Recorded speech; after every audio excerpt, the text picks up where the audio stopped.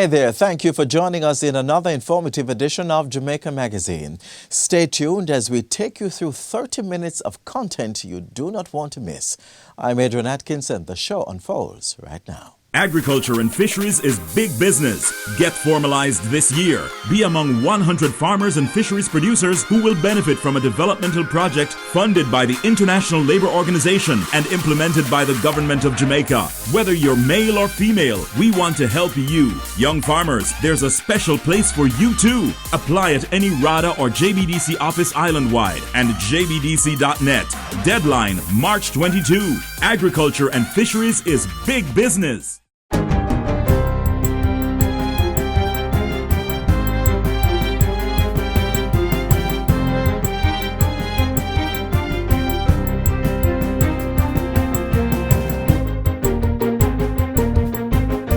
Good day, I'm Stephen McHugh, and this is your JIS News for Friday, March 12, 2021. Jamaica's capacity to combat the global pandemic has been boosted through a $75 million loan commitment from the Inter-American Development Bank, IDB. It will introduce temporary measures to protect the income of vulnerable households and increase liquidity for businesses. The IDB loan is also intended to promote post-COVID-19 economic and fiscal recovery. It will help finance cash transfers to employees, grants to low-income informal workers, vulnerable groups and the unemployed, and provide student loan relief. Additionally, it is aimed at supporting small business grant programs, especially in the tourism sector, and measures to strengthen fiscal institutions to improve efficiency and transparency of public investment. IDB Country Representative and Caribbean Department Manager Therese Turner-Jones says the loan is being provided at a crucial point in Jamaica's COVID-19 response as the government embarks on a national vaccine program and takes steps to ramp up activities in the face of the economic fallout experienced in 2020. Ms. Turner-Jones says she is hopeful that these resources will help both the health and well-being of the country. Approximately $729 million will be spent to provide social support for persons who are most affected by the COVID-19 pandemic. This is being funded through the $60 billion Social and Economic Recovery and Vaccine SERVE program for Jamaica. It includes $160 million to assist the destitute, indigent, and infirm through the poor relief. This amount includes $6 million in grants for persons working in burials and cremations and the building of vaults for the funeral industry who are being affected by the current ban. In addition, $50 million will provide further support to persons in entertainment and sports and $40 million in COVID-19 grants for the disabled community. The finance minister says government will also pay the license fees for 5,000 contract carriage operators to the amount of $75 million. These contract carriage operators have to buy a vehicle, they have a loan outstanding, they're required to be licensed to pay a $15,000 license fee to the government every year. They paid those license fees last year, but as we know, had no business whatsoever. And so what we're saying is all those who paid their license in 2020, Madam Speaker, the government will pay their license in 2021. A further $75 million will be used to reimburse one-third of the 2021 license fees for 15,000 route taxi operators who paid last year. Meanwhile, an additional 16,450 digital devices are to be provided to persons in need who have not yet received a tablet or laptop. Approximately 50,000 Jamaicans are to benefit from a further extension of the Best and Set cash grants until June this year. These are persons who have lost their jobs after March 10 last year due to the onset of COVID-19 and tourism staff who were retained during the pandemic by business operators. $3 billion has been allocated to continue the COVID allocation of resources for employees CARE program. The money is being funded through the $60 billion Social and Economic Recovery and Vaccine SERVE program for Jamaica. This was indicated by Finance Minister Dr. Nigel Clark during his opening presentation of the 2021-22 budget debate on Tuesday. This will make, Madam Speaker, the unemployment support by way of direct transfers for up to 50,000 Jamaicans on a monthly basis throughout from March to the rest of 2020 is unprecedented in Jamaica's history. Direct transfers to the accounts of persons who have been unemployed by the pandemic. The CARE program provides temporary cash transfer grants to individuals and businesses to cushion the economic impact of the COVID-19 pandemic. Students have until May 1 to defer sitting the 2021 CXC examinations. Minister of Education, Youth and Information, Favour Williams, says her ministry has already prepared guidelines for deferrals. These guidelines are to ensure that we manage the process efficiently, effectively, and judiciously. In addition to the ministry bulletins that will be sent to our principals, we will arrange a virtual meeting with our principals as well to detail the process for application for deferral, the considerations or criteria for approval to defer, and we will also detail for our schools how we treat with the retained or deferred students. Minister Williams was addressing a virtual post-cabinet press briefing on Wednesday. CXC exams are scheduled for the June to July 2021 period, following approval from CARICOM's Council for Human and Social Development, which comprises all the ministers of education across the Caribbean region. CSEC and CAPE written exams will commence on June 14 and end on July 16, 2021. Results will be made available to the Education Ministry in the last week of September 2021. The virtual Jamaica Blue Mountain Coffee Festival will be staged tomorrow. Tourism Minister Edmund Bartlett says the Coffee Festival presents an opportunity to celebrate Jamaica's rich tradition of coffee cultivation while supporting the continued expansion of the industry. He says though it will be a virtual festival, the event still affords important interaction between producers and consumers. This, he says, should prove beneficial to those businesses and communities where the local people in particular are anxious for the return of tourists exploring the cultural environment of the ordinary Jamaican. This year's event will be live-streamed on the Ministry of Tourism's social media pages, as well as the festival's Facebook, YouTube, and Instagram pages beginning at 10 a.m. It will include engaging conversations about coffee, cooking demonstrations, the annual barista competition, and pulsating entertainment. And finally, face-to-face consultations from the Ministry of Justice's mobile justice units have been suspended for the rest of March. A statement from the ministry is advising the public that in the meantime, individuals can access legal advice on criminal or civil matters from the mobile justice units via telephone. The decision comes as the country continues to see increasingly high numbers of COVID-19 cases.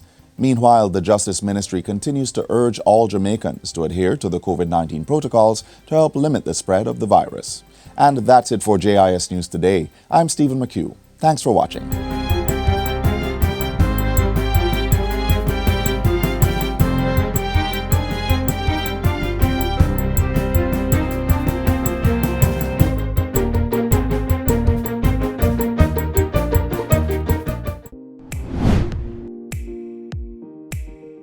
The Forestry Department is leading the implementation of the National Tree Planting Initiative, which seeks to plant 3 million trees in 3 years, one for each Jamaican plus a little extra for good measure. So I'm inviting each Jamaican to visit our nurseries across the island and collect your tree seedling and make your mark towards this great goal for Jamaica.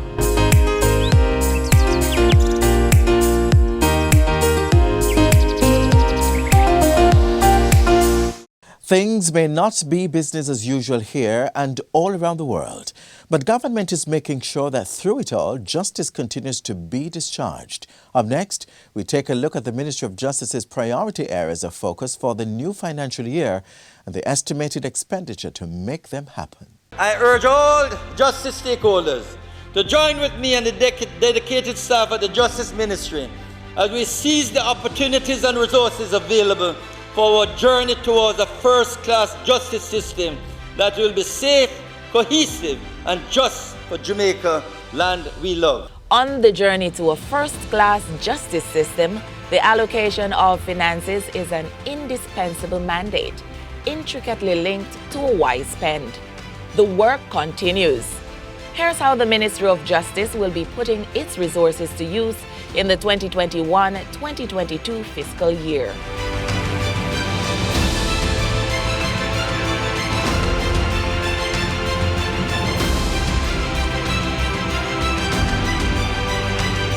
Mr. Speaker, the team at the Justice Ministry is working assiduously and purposefully to ensure that the wheels of justice will turn in what we plan to be the gold standard of justice infrastructure. A first-class justice system demands first-class facilities, and they are being provided. A significant sum of this fiscal year's capital budget of $320 million will go towards the construction and improvement of courthouses. The ministry is looking to complete renovation and construction at the offices of the Director of Public Prosecutions in Public Building West. A standby power generator and fire suppression system will also be installed and pumps procured for the facility.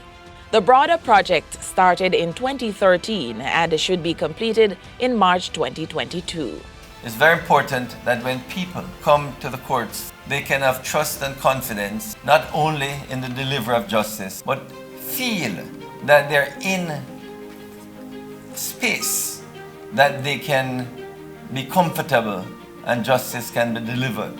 Further efforts will be made to bolster the justice system reform and modernization program. Under this initiative, $200 million will be spent to establish family courts in Mandeville and St. Anne.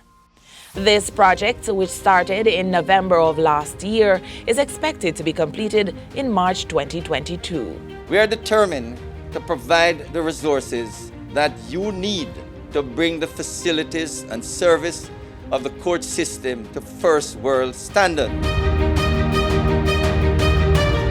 Despite national and global challenges, we remain resolute that our justice service delivery in Jamaica must be the yardstick by which others are measured.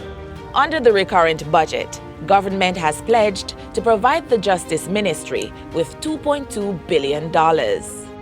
And added to that, the various justice departments will be armed with $6.89 billion to carry out their functions. The $2.2 billion to the ministry will allow for assistance with executive direction and administration and facilitate access to justice.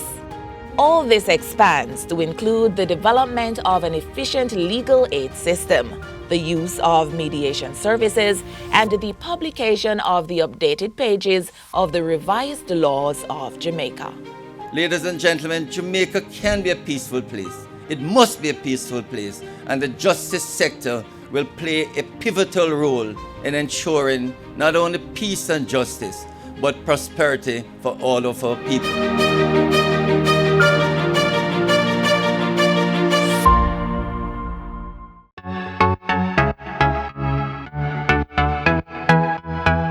The numbers keep climbing, and yet some of you are still complaining about curfew times. Is that being selfish, or are you being smart? You continue to blame the government, stating they are not doing enough. But the big question is, are you doing your part to help decrease the spread? The unfortunate reality is that far too many people refuse to take the coronavirus pandemic seriously until they or someone they love gets infected. Now, this is what we do not want, and I don't believe I can stress this enough. Wear your mask, sanitize. Of course, we love to hug and socialize, but just ease off some of that right now. Not just for your safety, but also for others. It look hard for your relatives to be home doing all they need to in order not to catch the virus, and you out on the road being reckless and carrying it right home to them. Each one of us needs to help during this fight against COVID-19 as we work to make Jamaica the place of choice to live, work, raise families, and do business in a healthy environment.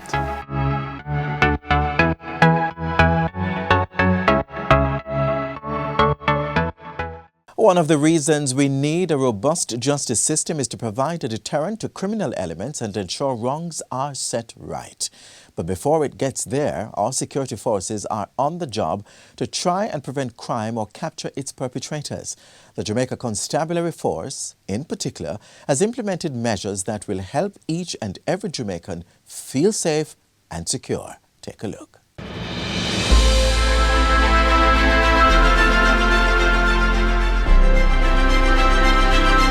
There's a certain level of degenerate behavior that we have seen among our criminals, our criminal population. We've seen where it becomes a thing that people are willing to kill people for money, and that family members who should be taking care of each other, who should be looking about the interest of other family members, are not doing that, but are instead over property, over wealth, over items, are actually arranging and premeditating the killing of other family members. We saw that, as I say, most recently in this case. We saw it at an earlier case in Trelawney. We saw that in a case in St. Mary, where this sort of behavior has been playing out. My warning and advice in this case, or in these cases, is that even if you're disposed to do that, the likelihood of you getting away with it is quite low. In all of these cases, we have persons in custody. These cases have been solved. There may be one or two people we are still after, but largely you will not get away with it. Our intelligence resources are adequate to find out what has happened in these cases, and our responsiveness and our investigators have been following up very rapidly. Some of these cases are wrapped in 24 to 48 hours, some take longer. But that is the case. So my warning is that we don't do this. The other point that I'd like to make is that what we've been seeing is a certain fluidity of criminal action. People move back and forth across the country to commit crimes, to make arrangements with other gangs to do crimes on their behalf. And because we've seen this fluidity of operation, we have put in measures along our roadways to intercept and interrupt this and to detect. We are getting good intelligence on how people are moving and the routes they're taking. What we have seen is, again, the fluidity across police divisions in Lower Kingston, where disputes in one division play out in the other. The borders that we have set as our traditional policing borders create static lines, of which, of course, criminals don't recognize, and they fluidly move back and forth. And in that regard, we have implemented a number of strategies to deal with that fluidity across the lower belt. We have an increase our agility.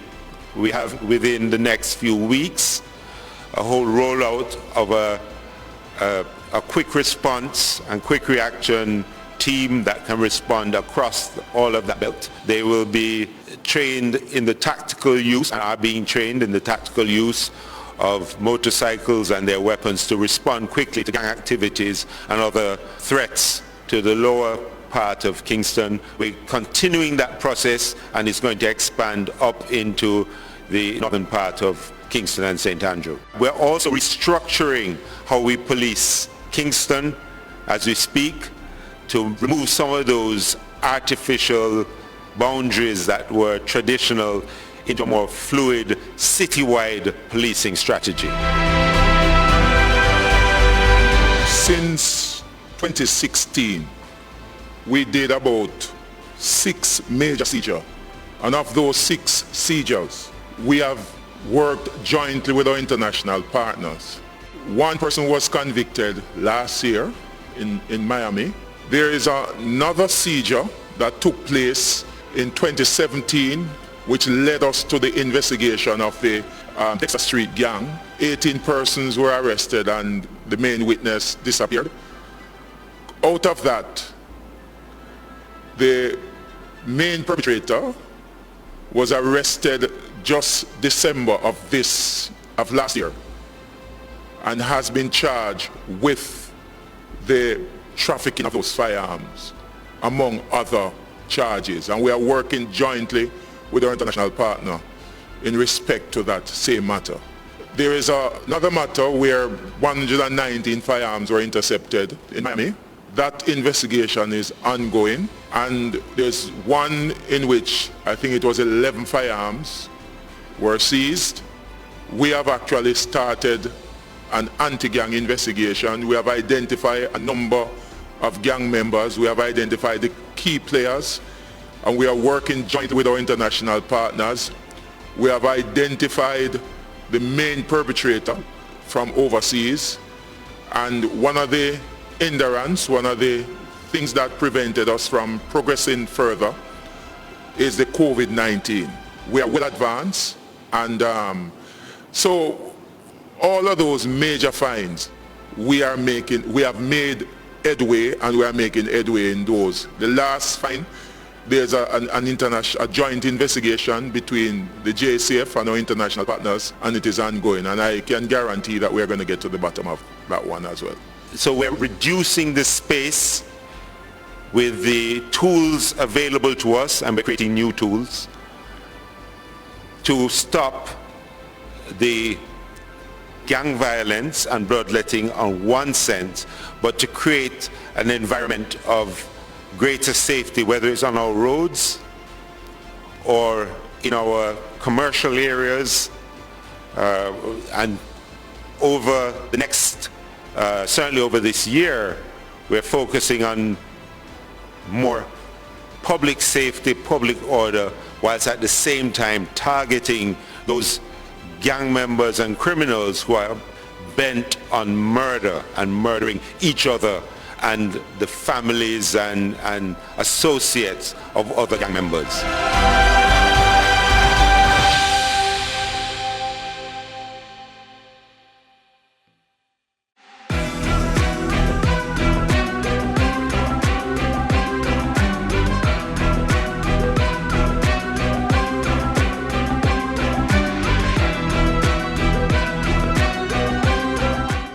It's a Friday, and so we cannot go without exploring the arts page. So journey with us as we take you through a creative walk right here in downtown Kingston. After getting your fresh produce at the Coronation Market, make your way through the busy and bustling streets of downtown Kingston to the edge of the 7th largest natural harbor in the world. What you'll find is an art haven of bright, beautiful, breathtaking murals. Welcome to the Arts Page. You're in for a visual treat.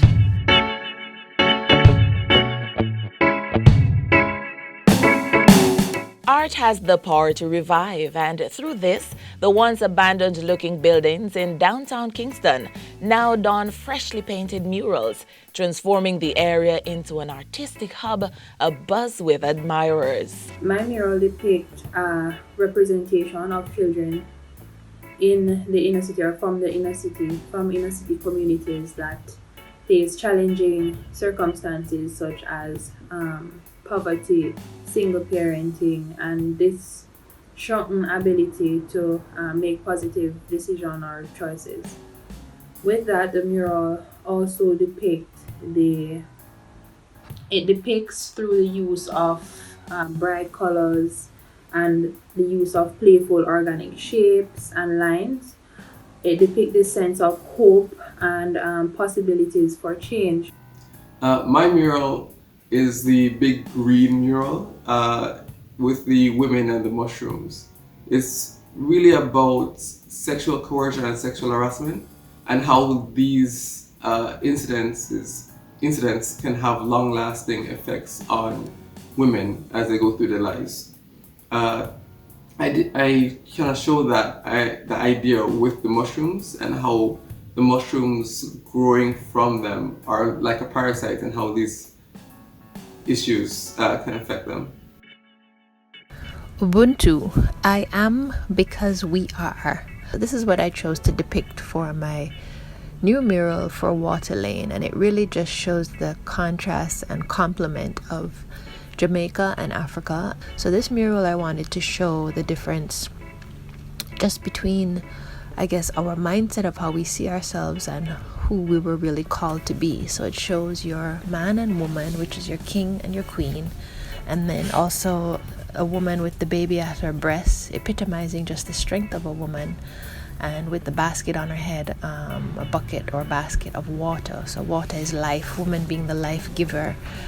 But it shows even more, the great blue mountains, quote unquote, that's Jamaica, the highest peak. It goes further up, the giraffe, which most people know by now is my spirit animal, but it's also a gentle giant.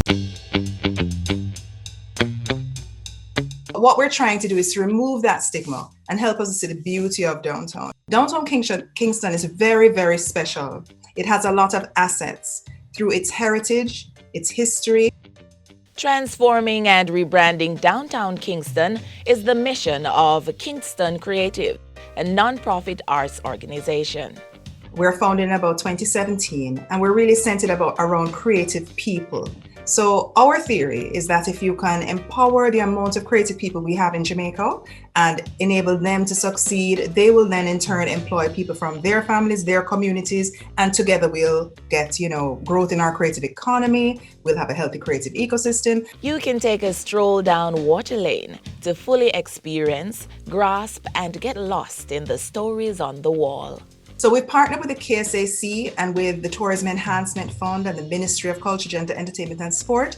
And we're developing this walkway that goes east-west. It connects our National Gallery on Orange Street, and then you walk along Water Lane and it connects you back with our museums that are on East Street. So it's a natural progression. We used to just walk up and down this lane as we're going on our art walk.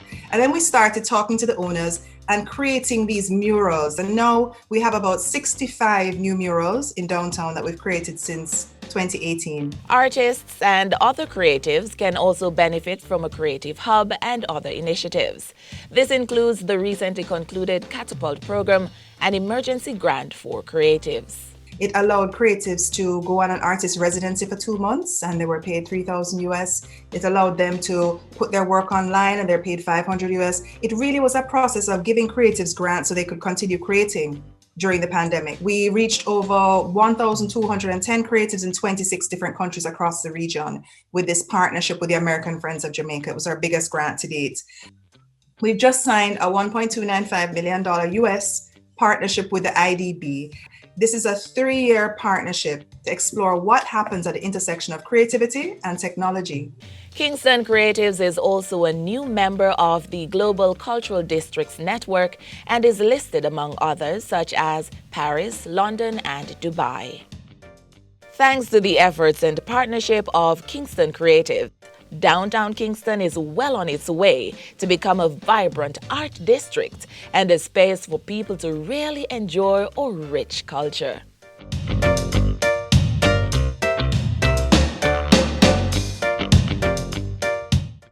And this marks the end of our program for today. Thanks so much for making it Jamaica Magazine. For more uplifting and informative content, subscribe to our YouTube channel. Don't forget to also visit our website, jis.gov.jm, and follow us on Facebook and Instagram. I'm Adrian Atkinson. Thanks for watching. This has been a production of the Jamaica Information Service, the voice of Jamaica.